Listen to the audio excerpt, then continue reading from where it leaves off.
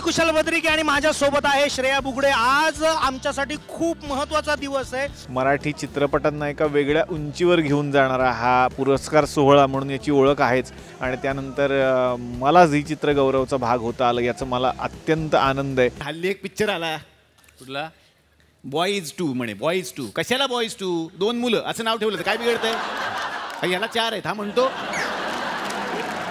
दर वर्षीप्रमाणे ह्या वर्षी सुद्धा आम्ही परफॉर्म करतोय आणि आमचं एक स्किट आहे त्याच्यामध्ये सगळे जे महाराष्ट्रातले राजकारणी आहेत ते झी चित्रगौरवमध्ये कुठल्या चित्रपटाला आज पुरस्कार मिळाला पाहिजे याच्याबद्दल चर्चा करणार आहेत। मला आता बाणे साहेबांना विचारायचंय तुमच्या आवडीचा चित्रपट कोणता? मला स्वप्नील जोशीचा तो चित्रपट खूप आवडतो जो त्याने आमच्यावर केला होता। कुठला?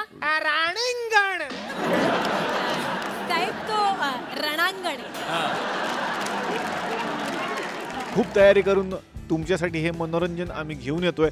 पाहायला विसरू नका येत्या 31 मार्चला संध्याकाळी 7 वाजता झी चित्रगौरव 2019।